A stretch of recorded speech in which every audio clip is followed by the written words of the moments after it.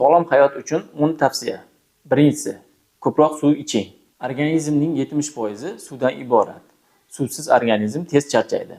Ikkinchisi, har kuni 30 daqiqadan ko'proq yurib turing. Ko'p yurish yurak va qon tomirni tozalaydi. Uchinchisi, 7-8 soat uxlang.